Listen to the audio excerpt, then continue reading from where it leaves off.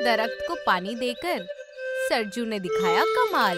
मिला उसे सोने का फल, बदल गया उसका हाल। लालच में आकर किशोर ने दरख्त पर किया वार।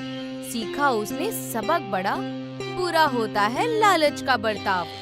मेहनत, दया और सच्चाई से बदला गांव का हाल। जादू नहीं, अच्छे दिल में छिपा है असली कमाल। तेज धूप है, सरजू की झोपड़ी छोटी और पुरानी है। मिट्टी की दीवारों में दरारें हैं, छत की सूखी घास झड़ रही है। बारिश नहीं हुई इसीलिए जमीन पर धूल है। सरजू बेंच पर बैठा है, वो अपने खाली हाथों को देखता है। वो बेहद मायूस और थका हुआ है। चंपा झोपड़ी से बाहर आती है। उसने फीकी ड्रेस पहनी है, उसके हाथ में छोटा मिट्टी का घड़ा है। वो धीरे धीरे चलती है ताकि पानी गिर न जाए। वो अपने पापा के सामने बैठती है। वो देखती है कि सरजू मायूस है। वो हल्की सी मुस्कान देती है ताकि वो अच्छा महसूस करे। सरजू सूखी रोटी उठाता है। वो उसे 2 हिस्सों में तोड़ता है। बड़ा हिस्सा चंपा को देता है। चंपा रोटी को देखती है। उसे पता है कि उसके पापा भी भूखे हैं। वो रोटी वापस देने की कोशिश करती है, लेकिन सरजू मना कर देता है। वो चाहता है कि चंपा पहले खाए। चंपा बेटा, ये लो रोटी खा लो। आज हमारे पास बस इतना ही है। कल मैं जंगल जाऊंगा ना तो और लेकर आऊंगा, और जब मैं बाजार में बेचूंगा तब हम भर पेट खाना खाएंगे। नहीं पिताजी, आप भी खाइए। आप दिन भर काम करते हैं, मुझे जोर की भूख नहीं लगी है। भगवान हमारी मदद जरूर करेंगे, आप मेहनत कीजिए। तुम बहुत अच्छी बच्ची हो। तुम्हारी बातें सुनकर मुझे जुर्रत मिलती है। बस थोड़ा सब्र रखो, अच्छे दिन जरूर आएंगे। चंपा सर हिलाकर मान जाती है। सरजू भी उसकी ओर देखकर सर हिलाता है। कुछ वक्त बाद सरजू धूल भरे रास्ते पर चलता है। उसके कंधे पर उसकी कुल्हाड़ी है। वो एक बड़े घर के बाहर किशोर को खड़ा पाता है। किशोर चमकदार कपड़े पहने हैं। वो सरजू को देखकर हंसता है। किशोर को अपने पैसों का दिखावा करना अच्छा लगता है। वो सरजू के पुराने कपड़ों की ओर इशारा करता है और मुंह बनाता है। सरजू कुछ नहीं कहता, वो बस आगे चलता रहता है। वो अपने पड़ोसी से झगड़ा नहीं करना चाहता था। उसे अपनी बेटी के लिए लकड़ी ढूंढने पर गौर करना था। अरे ओ सरजू, कहाँ जा रहे हो फटेहाल? लगता है आज भी तुम्हें सूखी लकड़ियां ही हासिल होंगी। मेरी तरह मेहनत करो तो शायद कभी 2 वक्त की रोटियां मिल जाए। सबका अपना नसीब होता है किशोर भाई। मैं अपनी मेहनत से खुश हूँ। ऊपर वाला सबका अच्छा करे। ऊपर वाला उसका ही अच्छा करता है जिसके पास दिमाग होता है। जाओ जाओ अपना काम करो। सरजू मजाक से दुखी होता है, मगर वो खामोश रहता है और वहाँ से चला जाता है। कुछ वक्त बाद सरजू हरे भरे जंगल के अंदर गहराई में पहुँच जाता है। दरख्त बहुत ऊंचे हैं। उसे चिड़ियों की आवाज सुनाई देती है। वो जमीन पर सूखी टहनियाँ ढूंढता है। वो हरे दरख्तों को काटना नहीं चाहता। वो जंगल की इज्जत करता है। उसे बेहद गर्मी लग रही है। वो अपने चेहरे का पसीना पोंछता है। वो कई बड़े दरख्तों के पास से गुजरता है। तभी उसे कुछ बहुत अजीब नजर आता है। एक छोटे से खाली जगह में एक दरख्त खड़ा है जो बेहद बीमार लगता है। उसमें एक भी हरी पत्ती नहीं है। उसकी टहनियाँ पतली और भूरी हैं। ऐसा लगता है जैसे वो सूख रहा है। उसके आसपास की जमीन बेहद सख्त और सूखी है। सरजू रुक जाता है। वो सूखते दरख्त को देखता है। उसके दिल में दर्द होता है। वो अपनी थकान भूल जाता है। वो अपनी भूख भी भूल जाता है। वो उस दरख्त की मदद करना चाहता है।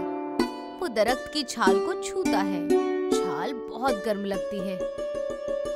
ओह, ये बेचारा दरख्त तो प्यासा मर रहा है। जंगल के इस कोने में इसे किसी ने पानी नहीं दिया। अगर मैंने इसकी मदद नहीं की तो ये आज ही सूख जाएगा। मुझे इसके लिए कुछ करना होगा। सरजू वहाँ से पानी ढूंढने के लिए आगे बढ़ जाता है। सरजू को एक छोटी नदी मिलती है। पानी साफ और ठंडा है। उसके पास कोई बाल्टी नहीं है। उसके पास एक छोटा सा मिट्टी का घड़ा है। वो उसमें पानी भरता है। वो जल्दी जल्दी उस सूखे दरख्त के पास वापस जाता है। वो दरख्त की जड़ों में पानी डालता है। वो कई बार नदी और दरख्त के बीच आता जाता है। वो तेज दौड़ रहा है। उसकी सांसें तेज चल रही हैं। उसके पैर दुख रहे हैं, मगर वो रुकता नहीं। वो घड़ा भरता है, दरख्त के पास आता है और पानी डालता है। वो ये काम लंबे वक्त तक करता रहता है। वो दरख्त के पास पड़ी सूखी पत्तियां हटा देता है। वो मिट्टी में एक छोटा सा गड्ढा बनाता है ताकि पानी वहीं रुके। वो दरख्त से बातें करता है। वो दरख्त को एक छोटे बच्चे की तरह संभालता है। उसे उम्मीद है कि ये दरख्त बच जाएगा। थोड़ा और पानी पी लो दोस्त, मैं तुम्हें मरने नहीं दूंगा। बस थोड़ी हिम्मत रखो, कल मैं फिर आऊंगा और मैं तुम्हारे लिए ढेर सारा पानी लेकर आऊंगा। तुम जरूर ठीक हो जाओगे। अब दरख्त अच्छी तरह से सींचा हुआ और थोड़ा ताजा लग रहा है। सरजू एक छायादार दरख्त के नीचे बैठ जाता है। वो बेहद थक गया है। तभी अचानक उस सूखे दरख्त से सुनहरी रोशनी निकलती है। रोशनी बहुत खूबसूरत है। सरजू हैरान हो जाता है। वो खड़ा होता है और अपनी आंखें मलता है। उसे लगता है कि शायद उसे कुछ गलत नजर आ रहा है। इस रोशनी से एक बुजुर्ग आदमी सामने आता है। उसकी लंबी सफेद दाढ़ी है। उसने चमकता हुआ सफेद कपड़े पहने हुए हैं। उसका चेहरा बहुत शांत और दयालु है। वो एक साधु है जो सरजू को देखकर मुस्कुरा रहा है। उसके पीछे खड़ा सूखा दरख्त अचानक हरा भरा हो जाता है। एक ही पल में उस पर सैकड़ों पत्तियां उगाती हैं। सरजू डर जाता है। वो एक कदम पीछे हटता है। तभी वो बुजुर्ग आदमी अपना हाथ उठाता है। डरो मत सरजू, मैं इस जंगल का रखवाला हूँ। मैंने तुम्हारी रहम देखी है। तुम खुद भूखे थे, फिर भी तुमने इस दरख्त की जान बचाई। तुम्हारी बेलौस आदत ने मुझे खुश कर दिया है। प्रणाम बाबा, मैंने तो बस वही किया जो सही था। किसी की प्यास बुझाना मेरा धर्म है। आप कौन हैं? मैं तुम्हारा इम्तिहान ले रहा था। ये दरख्त अब से तुम्हारी किस्मत बदल देगा। ये कोई मामूली दरख्त नहीं है, ये एक जादुई दरख्त है। साधु अपने डंडे से एक दरख्त को छूता है। छोटे छोटे पीले फल उगने लगते हैं। ये कोई मामूली फल नहीं, ये चमकते हुए सोने के बने हैं। सरजू अपनी आंखों पर यकीन नहीं कर पाता। उसने पहले कभी सोना नहीं देखा है। एक सोने का फल गिरकर सरजू के हाथ में आ जाता है। वो बेहद भारी है। साधु सरजू को एक चेतावनी देता है। ये लो सरजू, ये तुम्हारी ईमानदारी का फल है। ये दरख्त तुम्हें हर हफ्ते एक सोने का फल देगा। लेकिन याद रखना, लालच कभी मत करना। अगर तुम लालची बन गए तो ये दरख्त फिर से सूख जाएगा। इसे दूसरों की मदद के लिए इस्तेमाल करना। बाबा, मैं आपसे वादा करता हूँ, मैं इस सोने का इस्तेमाल सिर्फ अपनी जरूरत और दूसरों के अच्छाई के लिए ही करूँगा। आपका बहुत बहुत शुक्रिया। इतना कहकर साधु हवा में गायब हो जाता है। सरजू वहीं खड़ा हो जाता है, हैरान और खामोश। शाम के वक्त सरजू घर आता है। वो बेहद खुश है। सरजू चंपा को सोने का फल दिखाता है। चंपा हैरान रह जाती है। वो सोने को छूती है। उसे लगता है कि ये चमत्कार है। दोनों साथ बैठते हैं और सोचते हैं कि इस सोने का क्या करना चाहिए। पापा, क्या ये वाकई में असली सोना है?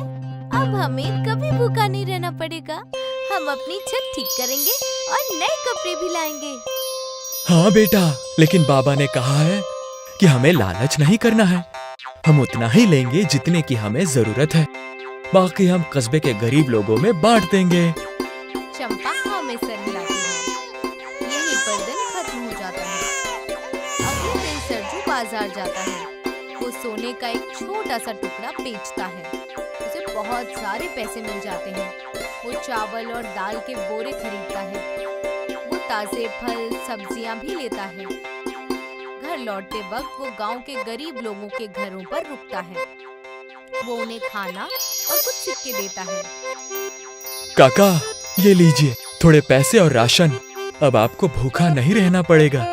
ऊपर वाला सब ठीक करेंगे। तुम बहुत नेक इंसान हो सरजू। ऊपर वाला तुम्हें हमेशा खुश रखे। तुम्हारी वजह से आज मेरे घर में चूल्हा जलेगा। सरजू को अंदर से बहुत खुशी महसूस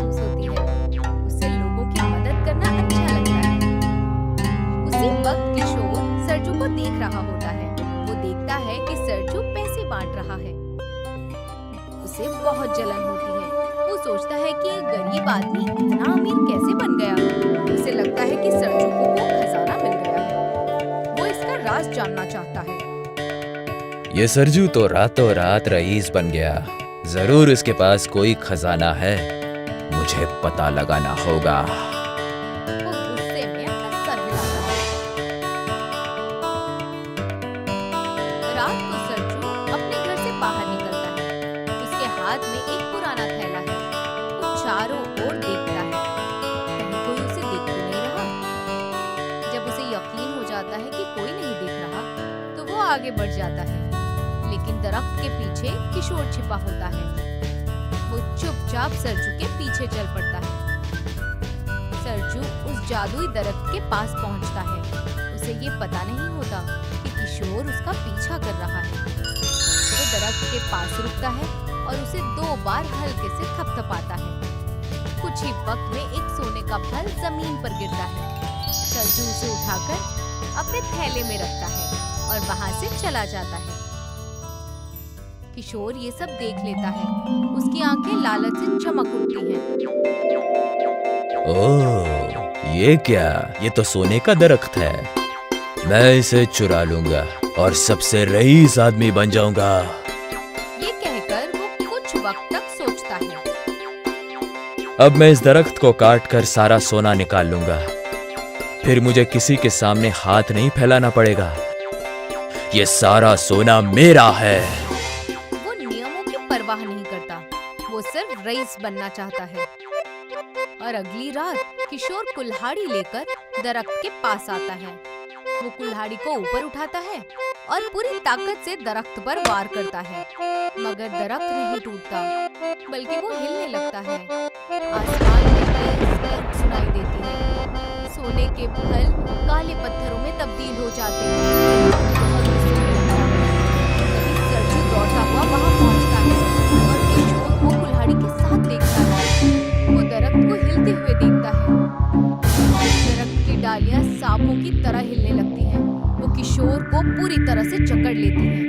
किशोर फंस जाता है। वो मदद के लिए गुहार लगाता है। वो बहुत डर जाता है। डालियां बहुत कसकर उसे पकड़ी हुई हैं। बचाओ, बचाओ, सरजू मुझे बचाओ। ये दरख्त मुझे मार डालेगा। मुझसे गलती हो गई, मुझे माफ कर दो। तभी वहां साधु प्रकट होता है। वो अब बेहद गुस्से में है। उसकी आंखों में तेज गुस्सा नजर आ रहा है। वो अपना डंडा किशोर की ओर उठाकर इशारा करता है। लालची इंसान, तुमने अपनी लालच की वजह से इस अच्छे दरख्त पर वार किया। तुझे इसकी सजा जरूर मिलेगी। तभी सरजू आगे बढ़ता है और घुटनों के बल बैठ जाता है। बाबा, एहसान करके इसे छोड़ दीजिए। ये अपनी गलती समझ गया है। लालच ने इसका दिमाग बर्बाद कर दिया था। एक और मौका इसे दे दीजिए। साधु सरजू की ओर देखता है। वो देखता है कि सरजू अब नहीं है। वो किशोर को एक आखिरी मौका देने का फैसला करता है। वो अपना डंडा घुमाता है। दरख्त की डालियां किशोर पर गिरती हैं। किशोर जमीन पर गिर जाता है। सिर्फ तुम्हारी वजह से मैं इसे छोड़ रहा हूँ सरजू। किशोर, याद रखना, जो दूसरों का बुरा चाहता है उसका कभी अच्छा नहीं होता। किशोर तुरंत अपनी गलती समझ जाता है। वो घुटनों के बल बैठ जाता है और माफी मांगता है। बाबा और सरजू, मैं आप लोगों से इस गंदे काम के लिए माफी चाहता हूँ। मैं वादा करता हूँ कि अब से कभी लालच नहीं करूँगा और सबकी जितनी हो सके मदद करूँगा। साधु सहमति में सर हिलाता है और फिर से हवा में गायब हो जाता है। सरजू और किशोर एक दूसरे को देखते हैं। किशोर के चेहरे पर उसका अफसोस साफ नजर आ रहा है। यहीं पर रात खत्म हो जाती है। अगले दिन सूरज निकलता है। जादुई दरख्त फिर से हरा भरा और खुश नजर आता है। किशोर सरजू के घर आता है। वो अब बहुत विनम्र है। उसने चमकदार कपड़े नहीं पहने। वो सरजू के लिए कुछ बीज लेकर आता है। वो सरजू और चंपा से माफी मांगता है। सरजू भाई, मुझे माफ कर दो। तुमने मेरी जान बचाई जबकि मैं तुम्हारा बुरा कर रहा था। आज से मैं भी तुम्हारी तरह एक अच्छा इंसान बनने की कोशिश करूंगा। कोई बात नहीं किशोर भाई, अब हम सब मिलकर कस्बे की तरक्की करेंगे। सब मिलजुल कर रहेंगे तो खुशियां बढ़ेंगी। सरजू मुस्कुराता है और उसे गले लगा लेता है और वे दोस्त बन जाते हैं। मैं अब से कस्बे में हर किसी की मदद करूंगा और मैंने अपना पहला काम भी सोच लिया है जो मैं तुम्हारे साथ करना चाहता हूँ। वो क्या? कस्बे के बच्चों के लिए एक मुफ्त स्कूल। इससे हमारे कस्बे के बच्चों को पढ़ने के लिए दूसरे शहर चलकर जाने की जरूरत नहीं पड़ेगी। सरजू तुरंत खुश हो जाता है और हाँ में सर हिलाता है। चंपा ये बदलाव देखकर खुश होती है। उसे पता है कि जादुई दरख्त ने उसे एक अच्छा सबक सिखाया है। कुछ महीनों बाद सरजू और किशोर मिलकर नए बने स्कूल का उद्घाटन करते हैं। गांव के सभी लोग खुश होते हैं। सरजू और किशोर साथ मिलकर काम कर रहे हैं। बच्चे स्कूल में बैठकर किताबें पढ़ रहे हैं। जादुई दरख्त अभी भी हर हफ्ते एक सोने का फल देता है। सरजू उसका इस्तेमाल टीचर्स को देने और किताबें खरीदने में करता है। गांव अब गरीब नहीं रहा। और फिर एक दिन चंपा और सरजू कुछ दूर खड़े होकर गांव के स्कूल को देख रहे होते हैं। चंपा ने स्कूल की यूनिफॉर्म पहनी हुई है। देखिए पापा, हमारा गांव कितना बदल गया है। सब बच्चे पढ़ रहे हैं और सब खुश भी हैं। ये सब उस जादुई दरख्त की वजह से हुआ। हाँ बेटा, लेकिन असली जादू तो सबकी मेहनत और नेक दिल में है। जब हम लालच छोड़ देते हैं तो सब कुछ जादुई लगने लगता है। हमेशा याद रखना चंपा, असली दौलत सोना नहीं बल्कि हमारी अच्छाई है। हाँ जी पापा जी, मैं हमेशा आपकी बात याद रखूंगी। इसके बाद चंपा स्कूल चली जाती है और यहीं पर हमारी कहानी खत्म होती है।